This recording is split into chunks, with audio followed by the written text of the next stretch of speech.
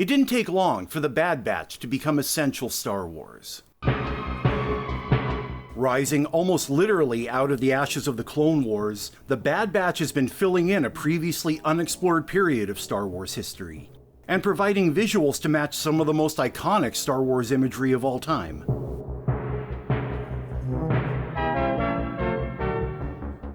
Since the marriage of Disney and Lucasfilm, we've been spoiled with animated Star Wars content. Rebels balanced new takes on Star Wars lore with found family adventure and Darth Vader, Dark Lord of Drama.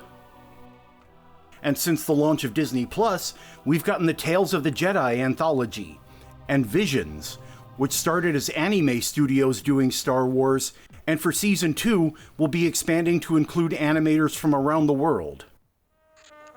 Aardman, I love it.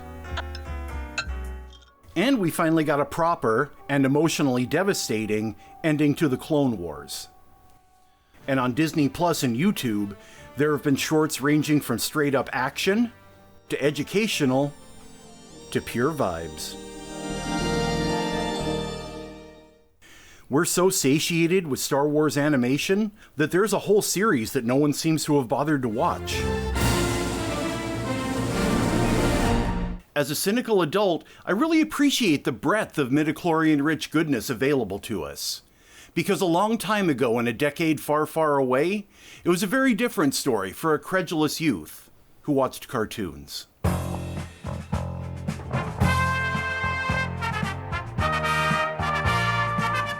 Welcome to any of you who are new to the channel, and welcome back to the more than 3,000 of you who subscribed after my Peanuts video. I got so many amazing comments on that video that I'm working on a follow-up now that'll go even deeper. So be sure to like this video and subscribe if you haven't already so you won't miss that. Also, Zero Richardson is a very talented writer who also does the captions for the channel. And they've been posting their work at apocalypsedesigns.com and ko-fi.com/zeroar. It's very confessional, and some subjects may be triggering for some readers, but very well written and worth supporting. Now, before I get into it, I should mention I'm expecting just a basic level of Star Wars knowledge. Not that you would necessarily need to know something like how to spell and pronounce the name of the Wookiee homeworld. KashyyYk. Just be a little more conversant than the family member who I love dearly, who saw a Chewbacca backpack and asked, "Isn't he from the Jungle Book?" Because this is a lifelong study for me. I was but a youngling in 1977. Star Wars Episode 4, A New Hope, or as it was known at the time, Star Wars, was this huge thing with spaceships and lasers and just enough deeper stuff to stimulate young imaginations. And it was all happening in real time. There wasn't the question of what order to watch them in or how to prevent spoilers because there was nothing to spoil and no internet to spoil it on. Instead, we had magazine articles and wild speculation. How many sequels would there be? George Lucas and 20th Century Fox have plans for 12 more blockbusting chapters to the Star Wars story, and Kenner will be with them. The biggest smash hit in movie history. And with 7 chapters to come, the saga continues. What would we see? We clung to any tidbit of news we could find. Like this article in Dynamite Magazine by Scholastic, the book club, and Goosebumps people, where Lucas dropped hints about the sequels, teasing the history of the Jedi Knights. And straight up spoiled Revenge of the Sith 27 years before he even made it. Could have been worse, though. I'm glad I didn't see David Prowse spoiling The Empire Strikes Back. We read all the comics, the newspaper strip, the stories in Pizzazz magazine, and of course, the monthly series from Marvel. There was some great stuff, even if they had to make some educated guesses about the lore. And we argued on the playground about why Darth Vader stopped being friends with Luke's father and Obi-Wan, or if Princess Leia would end up with Han or with Luke. She's really a chump if she goes for Han Solo. We just didn't know. We were so desperate to see more parts of this universe that one night in 1978, we watched The Star Wars Holiday Special, starring Mark Hamill as Luke Skywalker, Harrison Ford as Han Solo, Carrie Fisher as Princess Leia, with Anthony Daniels as C-3PO, Peter Mayhew as Chewbacca, R2-D2 as R2-D2, Chewbacca's family, Beatrice Arthur, Harvey Korman, the Jefferson Starship, and James Earl Jones as the voice of Darth Vader. Even if you haven't seen the Star Wars Holiday Special, you're probably aware of its reputation.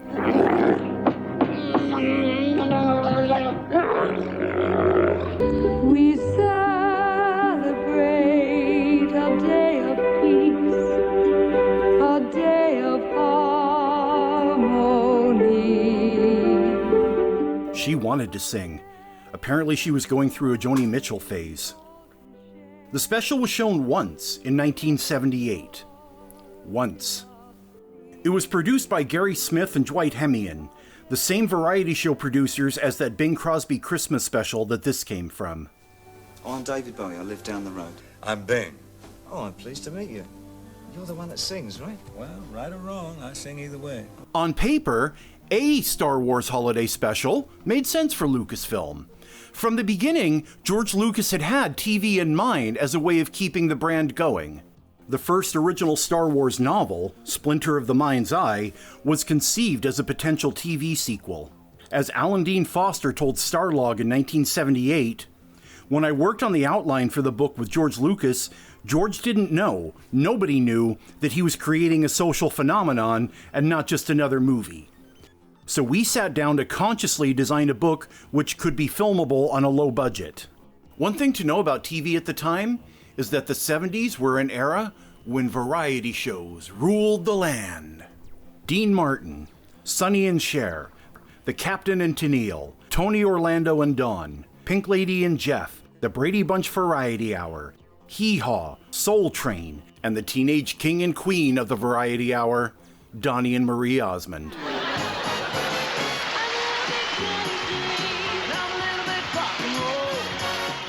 The Donnie and Marie show got to borrow pretty much everything except the Millennium Falcon for its Star Wars episode. Don't you know you'll never escape from the farce? That's the Force. Oh, don't bother me with grammar at a time like this. Which also ended up being a spoiler in retrospect. Incidentally, there was one variety show appearance that is the greatest thing ever. Seems we've landed on some sort of comedy variety show planet. Maybe. What do you do, Mark? Oh, well, you know, I've been known to do impressions. Who do you do? TV appearances like this would bring big ratings for the shows, and would make people want to go back and see Star Wars at the theater again, since that was still the only way to watch it. It was win-win. So, when CBS suggested a full-length variety special, Lucas saw possibilities. As Charles Lippincott, who was in charge of marketing and merchandising, told Vanity Fair, "We wanted something that was going to make us different in variety shows. We didn't want the same old, same old." And they did seem to have something more ambitious in mind. The writers met with Lucas and were able to incorporate ideas that had been considered for the movies. Like a human trader on Kashyyyk who does business with the Wookiees, which was one possibility for the introduction of Lando Calrissian. Boy, am I glad to see you folks. And that would allow for some English-speaking characters amidst all this.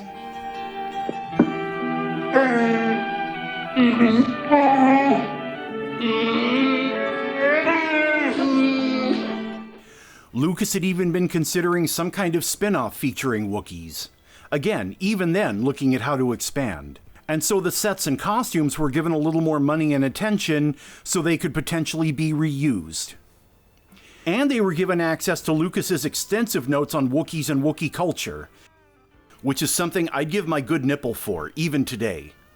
So again, in isolation, that sounds promising, but two problems. First, after that initial consultation, Lucas and everyone got busy making, The Empire Strikes Back. So they weren't available to keep working closely with the writers of the holiday special. Mickey Herman of Lucasfilm, who was working as production coordinator on Empire, is listed as consultant. She hired effects makeup legend Stan Winston to make the Wookiee costumes, and along with Ben Burt, more about him in Chapter 5, was able to provide guidance early on. But again,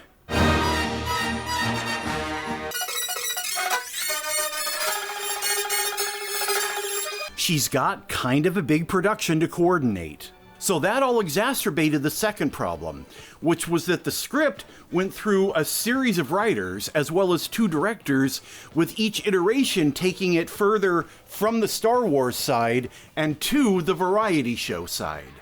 Leonard Rips and Pat Proft wrote an outline based on their consultation with Lucas. That had the basic elements, Life Day, Chewie's family, and was built around a guest star. They were hoping for Raquel Welch. After that came a new draft by Bruce Vilanch. Yes, that Bruce Vilanch. He had written for Donnie and Marie and the Brady Bunch Hour, and he was the one who added a lot of the variety segments. The final shooting draft was by Ken and Mitzi Welch, who were also responsible for the songs. And just to illustrate what a telephone game the whole thing became, remember what I said about the name of the Wookiee planet? Due to suspected rebel activity on the Kashyyyk planet, the Empire has declared martial law. I thought for years that that's just how that actor read it. Nope, he was just reading what he was given. On the Kashyyyk planet, Kashyyyk. As Lucas said to Empire magazine in 2009, it was my first experience of television. It just kept getting reworked and reworked, moving away into this bizarre land. They were trying to make one kind of thing and I was trying to make another, and it ended up being a weird hybrid between the two. I'm not sure either position would have worked on its own, but by combining them... So for a kid watching in '78, it was just... confusing. If we squinted, parts of it looked Star Wars-y.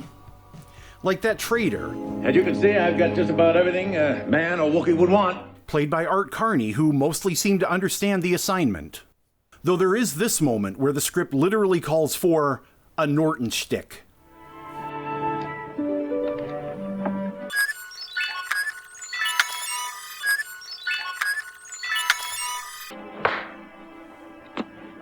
Will you get on with it? Okay.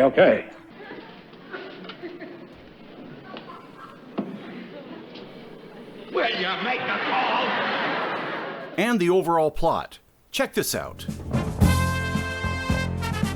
Chewbacca's family are looking forward to welcoming him home for the Life Day holiday. But the Empire has blockaded Kashyyyk and are searching homes for suspected rebel activity. Now, while stormtroopers enter the family's home, Han Solo and Chewbacca prepare to blast through the Imperial blockade. That all works in a 70s TV kind of way. Like Star Wars on a Jason of Star Command budget. What's that? I don't know, but whatever it is, I don't think it's friendly. Then, because it is the 70s, there's strange digressions like a song by Jefferson Starship.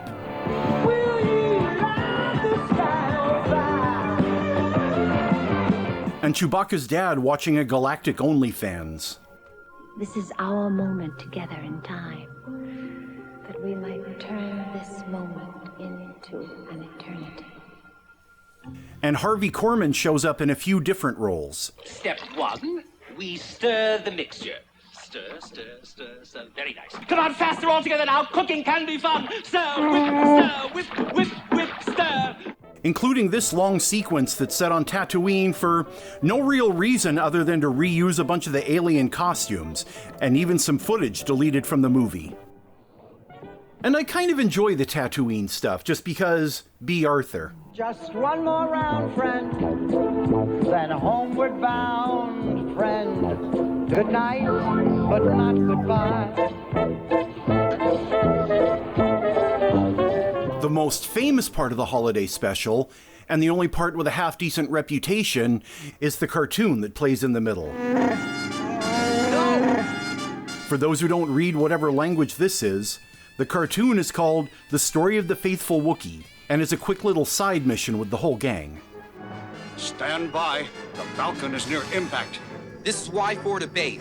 He's heading straight for a moon in the Pana system. It was produced by the Canadian studio Nelvana, who got enjoyably funky with the art. What happened? I don't know. Well, somebody must know something. Most significantly, it was the first appearance of Boba Fett. I am Boba Fett. The ship you seek is nearby. Boba was there to tease his appearance in The Empire Strikes Back. And again, most of the reference material Nelvana was given was from early in production, meaning some details were still being ironed out, like his colors and design weren't finalized. And what his exact role would be in the story was still a mystery. We'll meet again, friend. But as a tease, it worked. Between that and the action figure giveaway, Boba Fett is not yet available in stores, but you can get him free with 4 proofs of purchase from any Star Wars action figures. Kids everywhere were primed for more Boba Fett. Myself, I wanted to see more of this funky-looking weapon. And I'm convinced that somewhere, Lily and Lana Wachowski were taking notes. If you're a stickler for canon, the whole thing is framed as an in-universe cartoon that Lumpy is watching. So it could be seen as a kind of wartime propaganda, cheaply produced and freely distributed to boost morale. Or you could remember that in '78, the idea of canon was only being applied to quote-unquote actual sacred texts, and that this was made by the same people who gave us this. Sir Percival, I presume. Precisely, Sir Percy Crosby. I detect the Crosby charm in you. And I can see the Crosby elegance in you. And I can see the Crosby Blarney in both of you. Chewie's family almost got their own action figures, until Kenner saw the ratings for the holiday special. Still, Chewbacca's family appeared in 1979 in the Wookiee storybook, featuring Lumpy's misadventure trying to get Wasaka berries for Chewie's 200th birthday. That's where the family's full names were first revealed. Lumpawarump, Molotobuk, and Atichikuk. I only took 1 semester of KashyyYk, so please forgive any pronunciation errors. Also in 1979, the Star Wars newspaper comic ran a story with Han, Chewie, and the droids returning to Kashyyyk for another life day, but weirdly the family doesn't appear in that one. Chewie's family appeared in the expanded universe and have made their way into Disney canon. Even Son Dan made an appearance in the Star Wars Galaxy's online game. He orders candy for kids for Life Day. Aw. On The Mandalorian, where they love their deep-cut references, I was hoping to be free for Life Day. We finally got to see that funky weapon in live action. And it was everything we'd hoped. And for years, there have been Easter egg mentions hidden in some unusual places. He's heading straight for a moon in the Pana system. I see why they call you the best bounty hunter in the galaxy. There's an urban legend that George Lucas said he wished he could track down every copy of the holiday special and smash it with a sledgehammer. Whether he actually said that or not is still the subject of some debate. But to indulge in some of that wild speculation I talked about, we do know that when Lucas was in charge, he tended to have very definite ideas about how a Star Wars should be presented. And now, here was an object lesson in what can happen when he gives up that oversight. However he may have felt about it at the time, he seems to have softened enough to be able to laugh about it. It all started in 1978 when I let people make a Star Wars TV special without me. It came out so bad! He said in that same Empire interview, "I'm sort of amused by it because it is so bizarre. It's definitely avant-garde television. It's definitely bad enough to be a classic."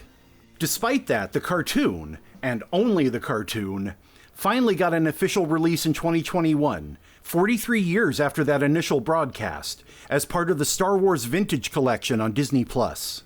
The rest of the holiday special for years was only spoken of in hushed tones, like puffs of hot air from the lips of a ghost in the shadow of a unicorn's dream. If you were lucky, you knew a guy who knew a guy, or stumbled into the right comic shop and you could score a copy of a copy of a copy. Then came, the internet, and now if you want to watch it, you've got choices. You can watch it with the original commercials, like this one you may have seen referenced. Fighting the Frizzies at 11. Or this all-time banger, Look for the Union label when you are buying Marco's dress or balls. Remember somewhere our Union sewing. You can watch it upscaled to high def. There's listicles, explainer videos, and a riff track. Harrison Ford as Han Solo. I shot first. You got that? I sense the presence of knickknacks, sir. What is it now? Nothing. I just can't get that damn Union label song out of my head. Just whatever you do, don't ask Harrison Ford about it. Do you remember making this Christmas special? I think it was 1978. No, you don't remember it? What if I were to tell you that I had a little piece of tape right now? And I have kind of a personal connection to the story of the faithful Wookiee, which I'll get into in Chapter 8. And that was it for Star Wars in animation while the original trilogy was going. The next animated Star Wars wouldn't be until after Return of the Jedi, when Lucasfilm was looking for ways to keep the franchise going with no feature films in development. In November 1984, the first live-action Ewoks TV movie aired on ABC. We came on a Star Cruiser and we crashed. We crashed? Star Cruiser? It's one of those lights. It's alive. And the following September, 2 new Saturday morning shows premiered together. Saturdays this fall on ABC, it's the Ewoks and Droids. You'll love it. Nelvana once again provided the animation for both shows. Mickey Herman had risen to co-executive producer, and the production team worked much more closely with Lucasfilm. The pairing was intended to draw in younger kids with Ewoks and older kids with the more explicitly Star Wars-y droids.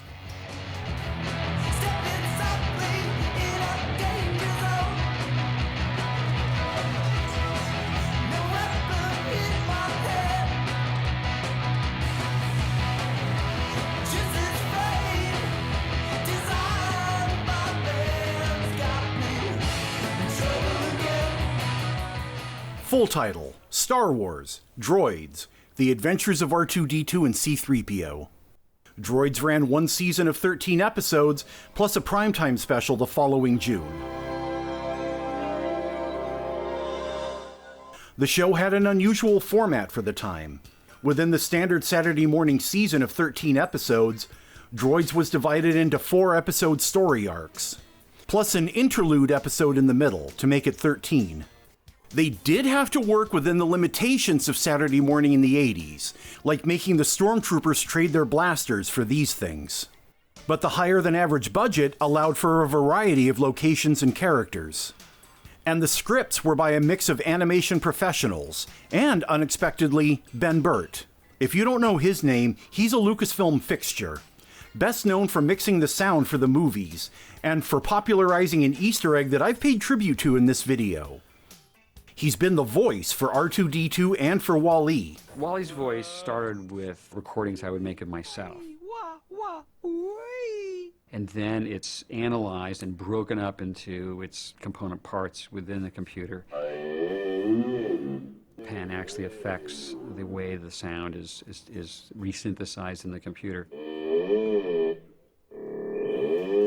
He's also directed several IMAX documentaries, including Special Effects Anything Can Happen from 1996, which used the original spaceship models from ILM to recreate the opening of Star Wars in IMAX. It also had a behind-the-scenes look at the upcoming Star Wars special editions. And you may have noticed Paul Dini's name, several years before Batman, and just making a name as a talented scriptwriter on both Droids and Ewoks. The stories took R2 and 3PO and the rotating casts of characters on adventures all across the galaxy.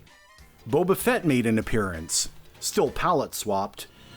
After this, we are settled, size from. As a kid, I appreciated that sometimes it actually allowed 3PO to be a more active character. Try to harm my friend, would you? This was the only way to reach the power conductor and deactivate the cable restraints. With a little more developed personality, and more dimension to his relationship with R2. 3PO, take cover! Art! Let me at him, sir! I'll dismantle him for what he did to R2! Some stuff was called back in canon later, or at least referenced. Next stop, the Boonta Speeder Race. There's a big race tomorrow on Boonta Eve. You could enter my pod. It's been pointed out that the introduction of the character Kia Mal is almost identical to Rey's introduction. And later there was a villain named... Captain Kylo Ren Cha. Okay, Kylo Ren Cha, but still, Kylo Ren? Unless... Wait, what if Droids is the key to everything? What if Kylo Ren escaped to the unknown regions, discovered the dark side of the Force, and founded the Knights of Ren? In this essay, I will... Droids is also in the vintage collection. And for a toyetic Saturday morning show from the 80s, it's exactly the kind of thrilling space adventures that inspired George Lucas in the first place. We are the spirits from the forest go. Ewoks actually ran for 2 seasons. Stories were set in and around the Endor forest, unconnected to the big Star War going on everywhere else in the galaxy. With one exception that we'll get into. The show featured the core Ewok characters introduced in Return of the Jedi, plus several that were created for the show. There's a healthy focus on environmental themes, fitting to the forest setting. And as a piece of wholesome kids' entertainment, it's a solid show. Being set kinda off to the side gave them the freedom to build their own mythology. And there's nice background art.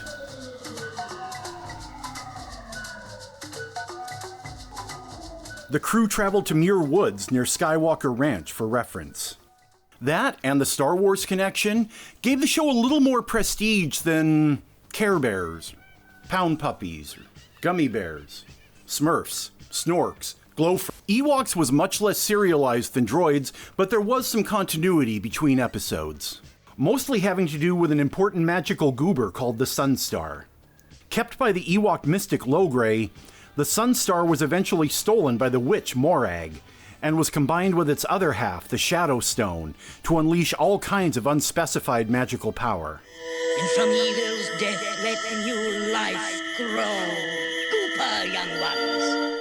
Again, the freedom to build their own mythology. Though Dini did try to make closer connections to the saga. He pitched an episode in the first season that would have featured the Empire. As reported by Star Wars Insider in 1995, the Starman would have involved an Imperial pilot who crash lands on Endor and is found and nursed back to health by the Ewoks. When the Ewoks come under attack, the pilot must decide whether to flee or assist them. That story was rejected by ABC as, quote, too Star Warsy.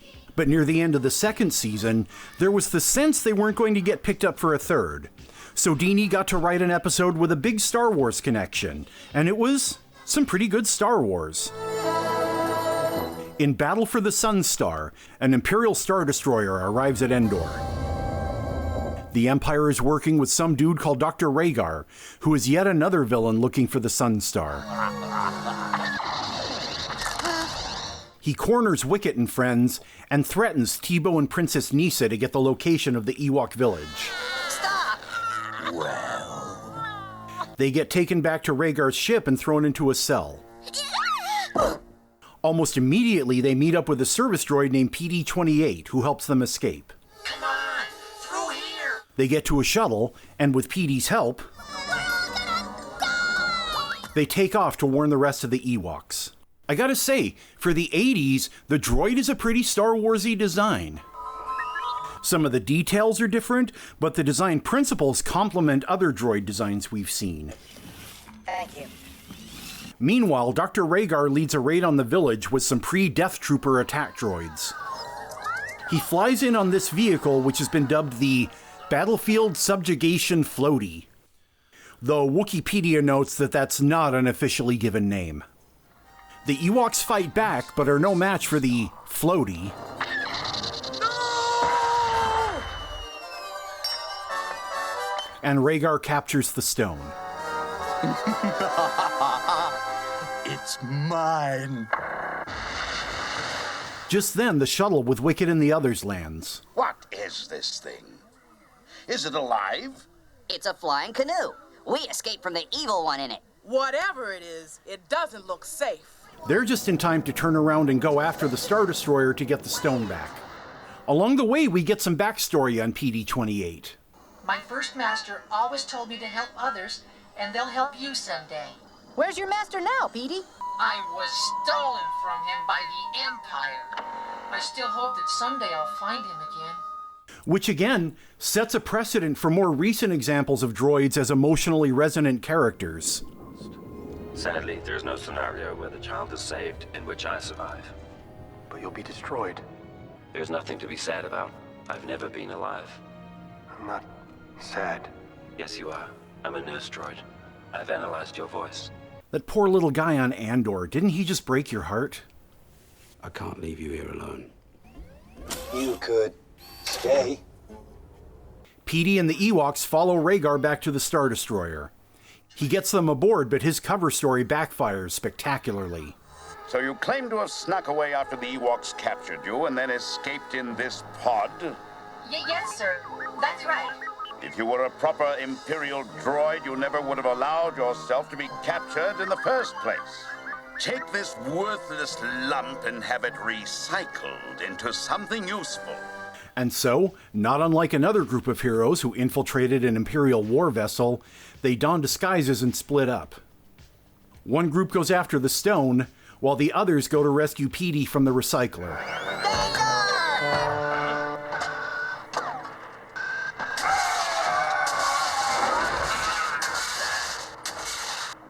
You saved me. Come on. By the climax, we find out why Dr. Rhaegar wants the stone. Is it a piece of kyber crystal? Is he a Sith, and it's actually a powerful Force artifact? Is there a dark secret yet to be revealed? Nope. I'll create the mightiest weapon the universe has ever seen. He built a gun and is going to kill the Emperor. No, stop! Meddling Ewoks. The Ewoks and the droid intervene.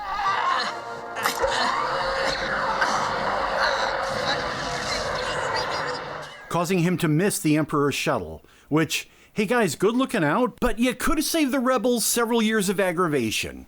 Just saying. The Ewoks make their escape with the stone. While the Imperial Admiral has Rhaegar arrested. He had potential as a character, but... The Emperor is going to punish you himself. Not that. I beg you. No. No. So, he probably won't be showing up on The Mandalorian. Unless... Wait, what if droids is the key to everything?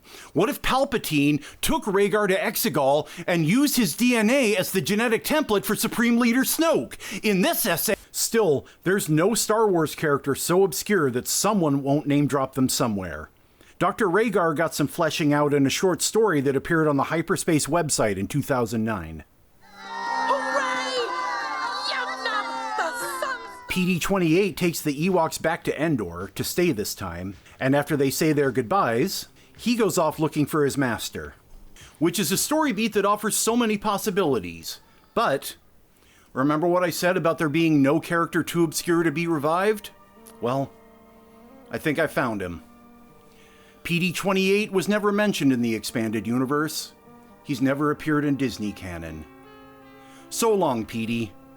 I hope you found your master.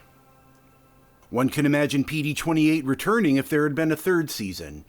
If a third season had happened, Dini says he wanted to include appearances by more trilogy characters, noting Leia's rapport with Wicket in Return of the Jedi, and that Darth Vader would have been great to use.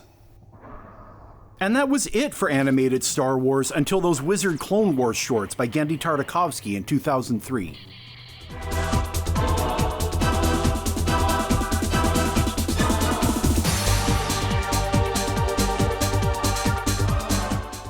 Tartakovsky has acknowledged that his C-3PO design was a tribute to Nelvana, as was this planet name. The General Grievous has been spotted on a number of occasions traveling to planet Nelvan, deep in the Outer Rim territories. And speaking of Nelvana, they're still around, and I say it's essential that they contribute to Visions Volume 3. After Revenge of the Sith, Lucasfilm was looking at various TV projects, including a lot of development work for a live-action series called Underworld. surveillance droid reports rebel activity in the area. The story of that show and how it never made it out of development hell is way beyond the scope of this video, but is one of the great could-have-beens in Star Wars history. Star Wars finally came back to series TV with the 3D Clone Wars by Dave Filoni. That show's original run on Cartoon Network got cut short by the Disney merger, but it got a brief revival on Netflix before it got that proper ending on Disney+. Clone Wars was followed by Rebels on Disney XD. Oh, and Disney Plus brought live action shows as well as animation, with the two carefully integrated, so much so that most characters who appear in both are played by the same actors. There's no way out alive. Of that you must be sure. Now, I mentioned that I have sort of a personal connection to the story of the faithful Wookiee. This may not surprise you, but this is not my first time doing this sort of thing. Yes, we are talking tonight about movies based on comic books. We're going to be talking about some mysteries surrounding the Brady Bunch. That's me in 1997 with my brother in weirdness, Mauer. He's part of that Fremily I shouted out in my holiday moments I love, and still my best friend. This was on Seattle Public Access TV. It was as cringe as you imagine. There are some twisted going on in those tunnels under Disneyland. I'm here to tell you about it, man.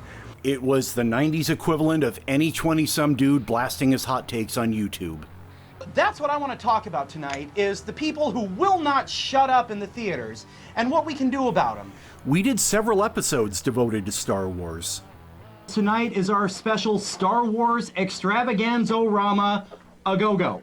Talking about the new Star Wars special editions. We even recreated a famous deleted scene. I missed you, kid. Things haven't been the same since you left, Biggs. It's been so quiet. Luke, I didn't just come back to say goodbye. I made some friends at the Academy. When our frigate reaches one of the central systems, we're gonna jump ship and join the Alliance. Join the rebellion? Are you kidding? Cannot believe I'm showing this. In one of them, we not only talked about the holiday special, we showed the cartoon. Twice. Shall we roll the tape? And now, we shall repeat the cartoon. It was only going to be once, but we were doing a bit that got old really quick. Now, the question at hand is this. To the best of my knowledge, that's the first time since its one showing in 1978 that any part of the holiday special was shown on TV.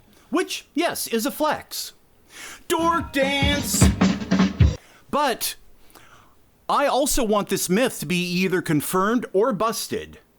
I freely admit I could be mistaken. Could have been some local news channel doing a piece on those nerds and their silly space movies. Hell, could have been another public access show somewhere. So, if you know of any time after 1978, but before 1997, when any part of the holiday special was shown on TV, scroll down and drop it in the comments.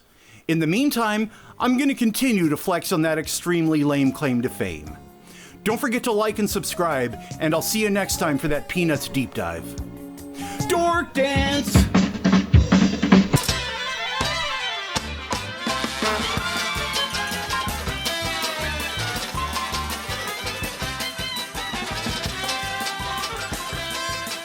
Oh Friends, or Biscuits, or Monchi Cheese, or the Get Along Gang, or the Popples.